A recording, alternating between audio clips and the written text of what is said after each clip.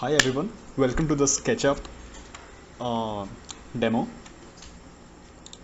So, why is SketchUp used? What is SketchUp basically? SketchUp is a 3D software, 3D modeling software, which is so easy and so basic that you can design complex shapes, you can make complex massings of various buildings, you can make complicated interiors of every structure, every building, every room inside it with ease, with a lot of ease. It has very easy to use components, very reliable features, and amazingly precise drafting techniques. All right. Now, SketchUp is a standalone software. All right, but it has its own warehouse. It has its own platform where people have in an open sourced manner uploaded their own prepared models and plugins. Now, these models and plugins are free for all. All right, these are all available on SketchUp Warehouse and SketchUp Extension Manager, 3D Warehouse. All these links you will find inside SketchUp, and these make modeling very easy and very effortless. All right. So we need to understand SketchUp, all right, how it functions. So SketchUp is a software that not only works in lines and curves, it works in planes. Okay. So you cannot design anything on SketchUp unless you have planes attached to it. Now, what are planes? Planes are basically enclosed shapes, all right, surfaces enclosed in a shape. Now if you draw a square, all right, the shape is it is a closed shape. The area inside a square will become a plane. So SketchUp only recognizes planes. It does not recognize lines, it does not recognize points, unlike other modeling softwares like Revit and 3ds Max. 3ds Max is 3ds Max recognizes both planes, lines, and points. All right, so that is why it is more extensively used for higher higher purposes with higher requirements, such as product designing and whatever or other things. Right. In SketchUp, we do basic modeling, and that basic modeling comprises, for our utility, it comprises of uh, walls, slabs, uh, sofas, beds, chairs, center tables, vases, light points, um, and a lot of more things. All right. So let's have a look of SketchUp. I have already opened it in my computer. So here it is. Now this is my SketchUp layout. The green portion that we see is basically it is the ground, and the blue portion is my sky. And this point of meeting of these three axes is called the axis point, the starting point, or the origin, or the axis point, whatever you call it. And it gives a human figure by default for scale. So this human figure always exists in your SketchUp model. Now for this tutorial we are using SketchUp 17, but you can find SketchUp up to 18, 19 and 20, SketchUp version 20 on the SketchUp warehouse trimble.com. Now about the interface. So the interface of SketchUp is designed to be understandable for even a layman. Now, understand how I'm putting it in those terms. It is designed to be understood by even layman. I'm saying that because all of its icons, all of its options are so easy to look at and comprehend. Like if you want to use a paint bucket, right? If you wanna Sorry for that. Now, so if you want to use a texture, there is a paint bucket tool for you right below the cursor or the arrow tool. You want to erase something, there's an eraser for you. You want to draw something, there's a line. You want to draw a rectangle, there's a rectangle tool. You want to pull or push something, you want to create surfaces, you want to extrude surfaces, you have push and pull tools right in front of you. So let's begin with SketchUp. Now if you see, I have already a set of tools on my left hand side and on both of my top bars, right? And there's a tray. A tray is what they call it in SketchUp on my right hand side. So this is a default tray. It has a lot of options which say layers, materials, shadows, and whatnot. And I have cleared that. All right. I have only kept what I need for my own specific purposes. Like I need the material tray with me, material selector with me, and I need the shadows with me.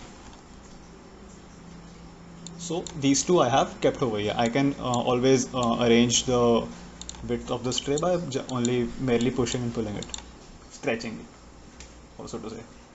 So if I go now, there is a few tools on the topmost strip of SketchUp, which say File, Edit, View, Camera, Draw, Tools, Window, Extensions, and Help.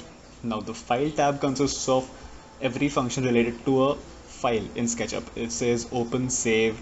You can save as, you can save a template as, you can send to layout, you can geolocate your models, you can access 3D warehouse right over here, you can import, you can export, and whatnot. There's a set of recently opened files also that they show you on SketchUp, on the SketchUp UI.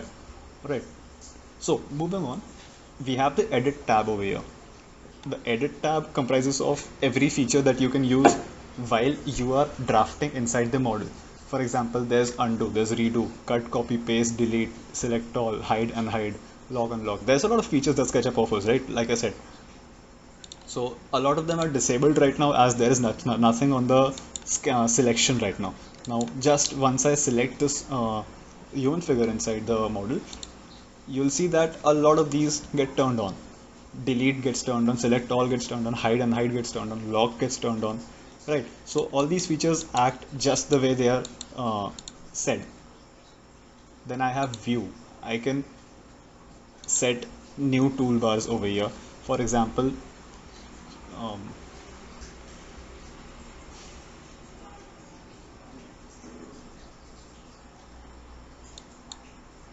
give it a second.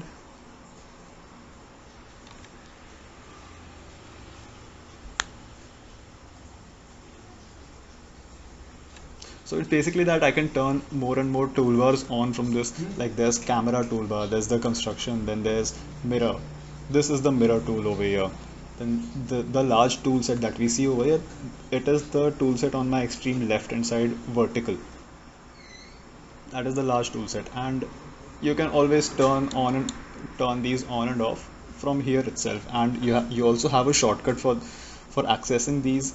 You can find these if you right click on the top bar, the toolbar. So yeah, so now it's come back. We have soap bubble, we have shadows, we have section and whatnot. This is the section, that tab that I just turned on. I can slide it and move it over here anywhere that I want. Just give it a moment. SketchUp, so basically before learning SketchUp, we need to know that it is a very glitchy and a very laggy software. You need to like be accustomed with how bad it is to produce a product that is as good as it is bad, the software. Now that being said, I know that it is a statement that contradicts itself, but you'll know once you start once you start working on SketchUp, you will understand what I'm trying to say over here.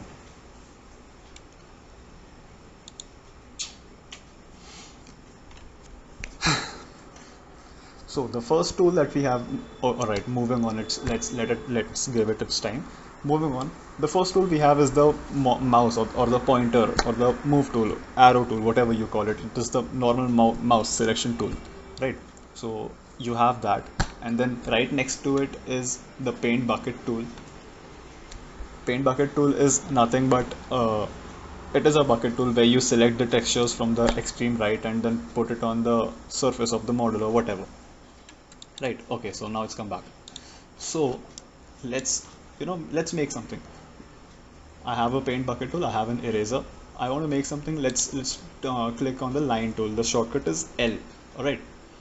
Now unlike AutoCAD, if you want to input a software in SketchUp, you don't need to press enter or spacebar after it. You only need to press the alphabet key. Alright, so I have L for line, okay, E for eraser. I'm pressing the keyboard buttons of L and E over here, and you can see the mouse change. So if I press M, it will move the model. Now note, did you notice that I just brought this move tool closer to it and I have already gotten my snap points. This does not happen in AutoCAD. Okay, AutoCAD is a very precisely designed software, yet SketchUp offers a set of very new features, a set of uh, very much improved and efficient features that AutoCAD sadly fails to offer. But SketchUp comes with its own cost. So that being said, let's move on. I can move this by pressing M. Then I have the push and pull tool. So that is a basic gist of the tools that we have over here. Right, these are the drafting tools. These are the tools with which you create things. Now there are dimensioning and measurement tools also. You can even create 3D text in SketchUp. You can pan your viewpoint. You can zoom in. Right, I just made a box. If you've noticed, I just made a box of how big my zooming window should be, and it automatically took me to that. I can zoom in on the entire model. It's called zoom extents, and I can also view my previous zoom points, up to 4 previous zoom points. You must have noticed 1, 2, 3, 4. So 3 zoom points, and then the fourth one would be the first zoom point, since the point that you clicked on the zoom previous button. So that is what it does. I have an eye feature also. Matlab, I can look at any point, but my standing point will be stationary. My eye level I can move, but my camera position won't be moving. It will only rotate and revolve according to what key I press. That is what it does. I have the section tab, I have the walk around option, I have the position camera option also over here. Now if you see, there are not a lot of tools on SketchUp. I mean, if you just take a look at my top bars, both of the top bars, they are filled with extensions. All right, so this is an extension that I have over here. I'll just move it outside the bar to let you understand that. So this is an extension that we'll be covering in the SketchUp class. It's called 1001-bit tools. You can design a lot of things in this, and it makes your drafting very, very, very easy. Let me keep it back to where I bought it from. Yeah, so that. Now for this demo, I'd like to just show you how to import a plan and how to get it upright, get it standing. Okay, now what that means is, so I'll just tell you how SketchUp works. In SketchUp, you either draft your plans or you import it from AutoCAD, Revit, 3ds Max, or any other drafting software, ZWCAD, and whatnot. You import your files from there, okay, or you draft it in here, and you push and pull your file components. You push and pull your file components to create new components, new surfaces for that matter, new planes for that matter. Okay, so just to give you a demo, so I press on import. Okay, I press on import. I have this new 2 or 3 files that I have kept for myself. I go to my forms folder, Prism Design. That's my architecture form. I go to whatever folder. I click on one of these drawings and I press import. Now I'm not importing it in this file, as I have already kept one file which I've imported from one of the CAD files, and that is this. Okay, so you can see that it is a plan. These are the stairs you move inside. This is the patio, and then this is one of the rooms. This is second room, third room, and there's a toilet over here, and this is a staircase that goes upstairs.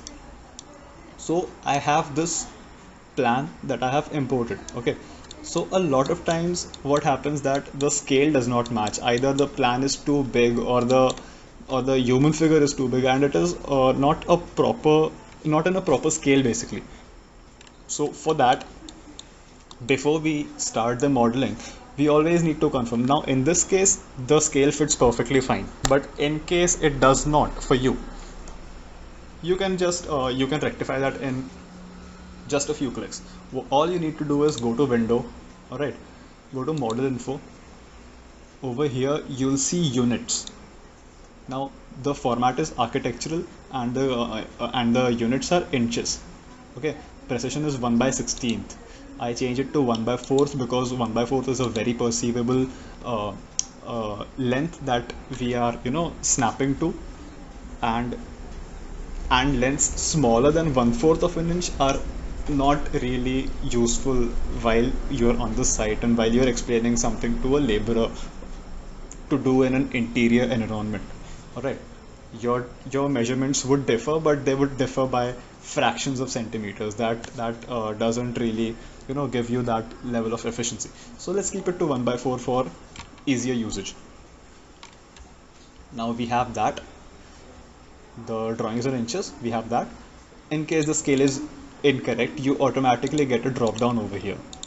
So you can keep changing that. Now once I've clicked it on architectural, my inches tab could not change. If I keep it on decimal, now I have this drop down. I can convert it to feet or millimeters or centimeters or whatever for that matter. But let's keep it to inches, as there's no discrepancies in this drawing. So let's not change anything over here. Okay, that being said, let's continue. So I have this now. Now you can see that by clicking on one point, all this whole thing is getting selected. So by this we can come to know that it is either a group or a component. Now what is a group? A group is a set of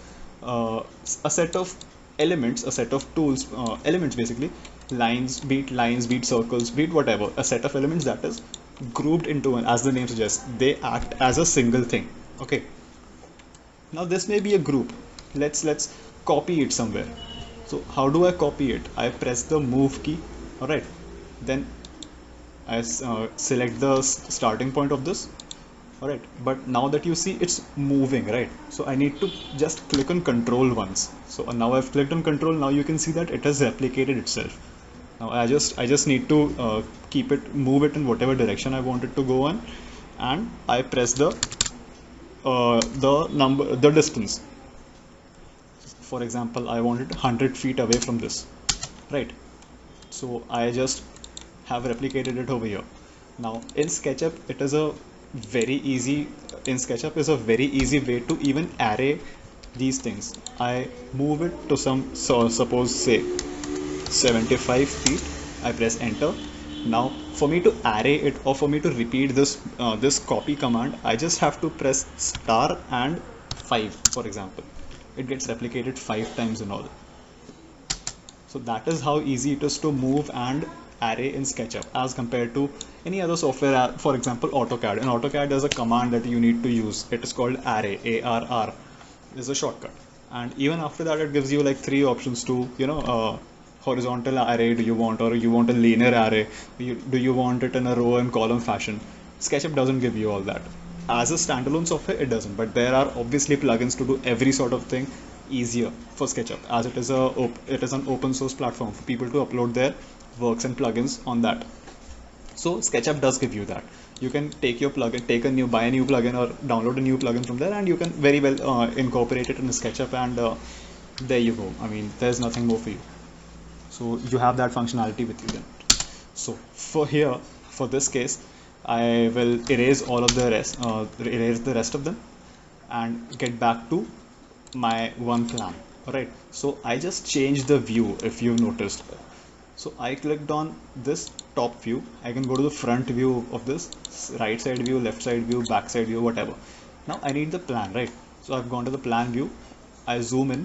Now before I start drafting or before I start doing anything, the first thing that I need to do is create a rectangle. Alright, now this rectangle will prevent us from zooming in to extreme points. Okay, zooming in and zooming out of extreme points.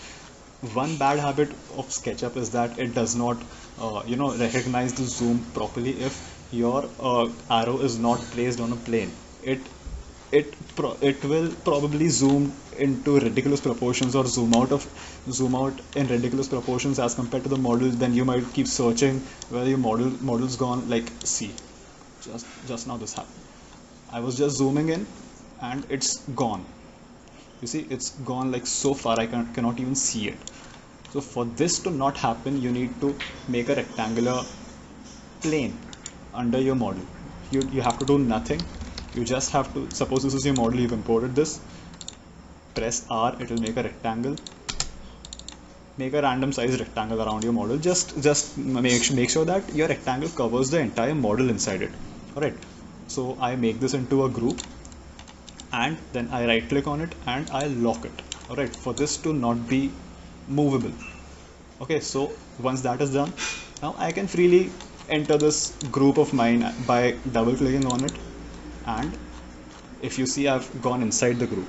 Okay, so I can freely enter inside this group, and I can now draw things in it. I can make selections out of it. I can erase things or add things to it, but I don't want to do all that. I have a plugin for this. Okay, now if I want to extrude a wall out of this, or if I want to put a wall in the place of these walls, what I need to do is I need to make faces. Okay, now what is a face? A face is a plane. Okay, I need to, suppose there's no face over here, right? Nothing's getting selected in between, so I need to put one line over here, and you see it's turned into white. Now I have gotten the selection. Now I can, by pressing P, I can pull this up. You see, it's so simple. I just press Ctrl Z because I have a better way of doing it. So I go in, I go to the top view, I select everything, and I have a plugin called Make Face.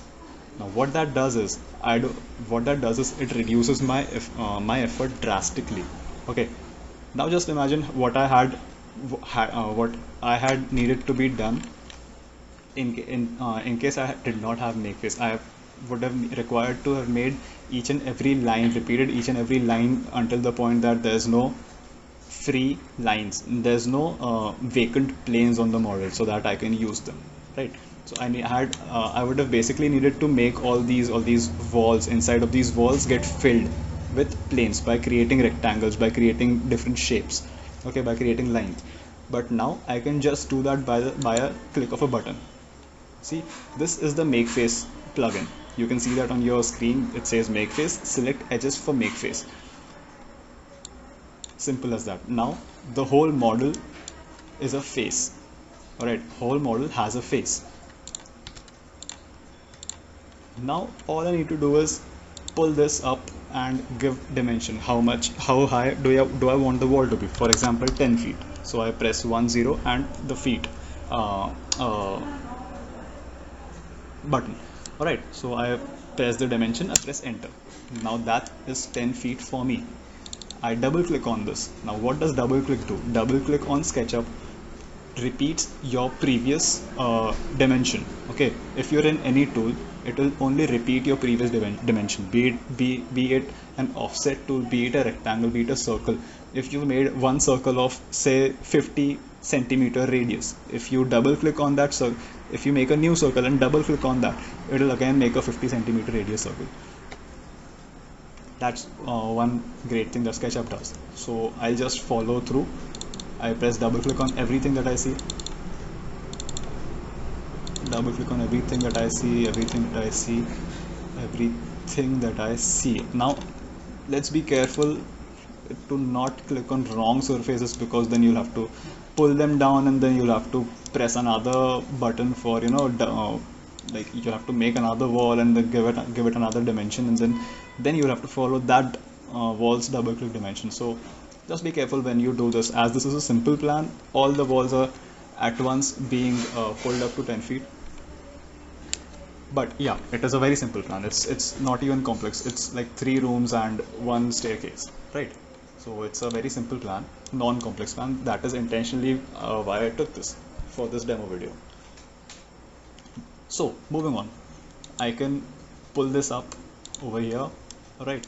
And for me to have my staircase, right, what I need to do is, now these planes, these are divided, if you see, right? I cannot have my staircase divided in planes, so I need to erase the lines in between. So for that, I make a rectangle this way and just erase it. I erase these lines, I erase these lines, and then make a rectangle over here and erase these lines as well. Now all I have to do is pull it. How high? how high is a tread? How high is a riser? 6 feet, right? 6 inches, right? So 6 inches it is. I keep on double clicking it, and then I again do the same. Now this is one way of doing it, or else what I can do is I select these two planes, these two surfaces, and I take these and copy it over here. You get it? I take this and copy it over here. I take this and copy it over here. I take this and copy it over here. Now once this is done, there's one more thread remaining, and now this. Okay, now so I have this in my hand right now. What I need to do after this is that I need to extend it to the point it is touching the wall, to the point where it is touching the wall.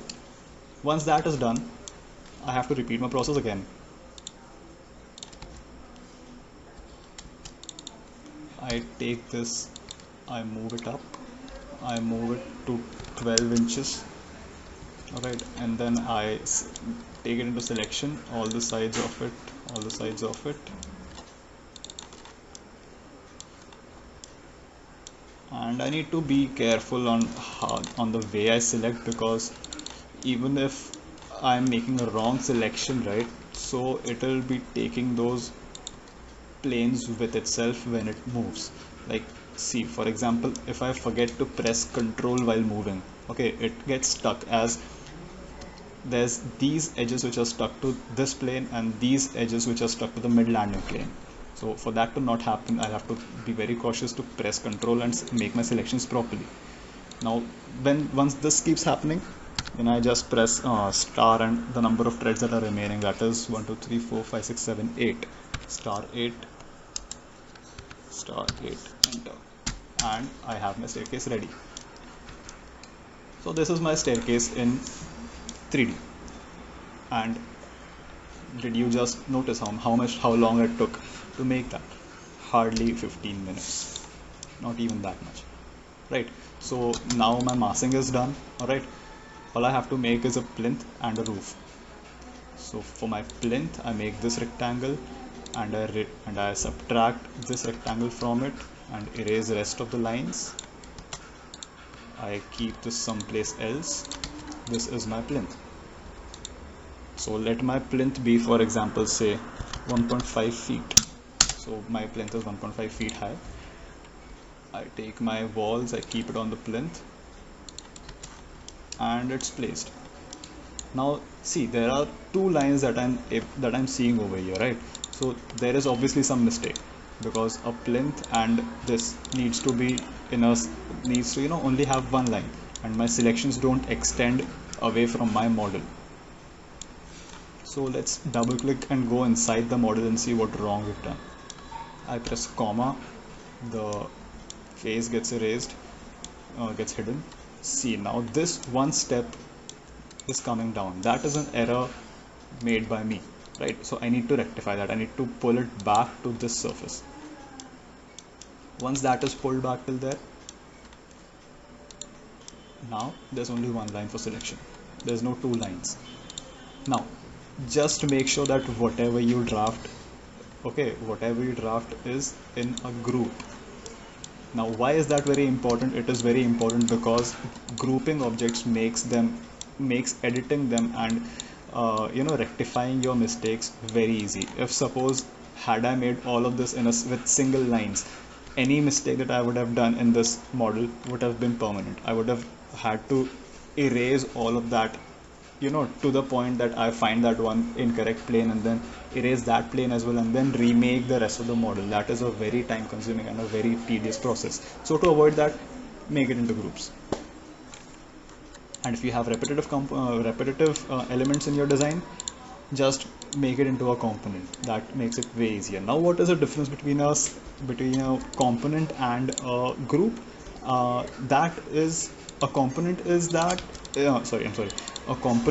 you can edit once, and all the rest of the components in that model will get edited the same fashion in which you edit that one component in.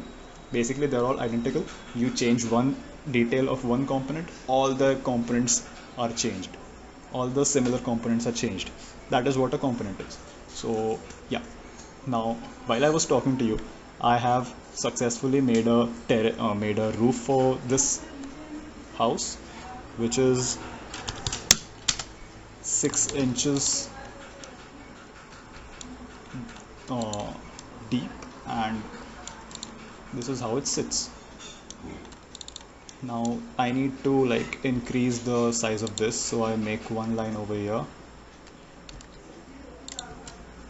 I pull this to this point so that there should be like a shade once you enter the building. And once there needs to be a staircase also, right?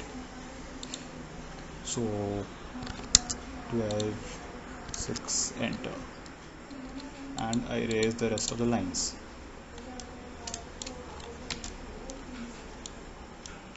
So once that is done, I am free to make the rest of the sides of the model. And this is my model right here. This is my house.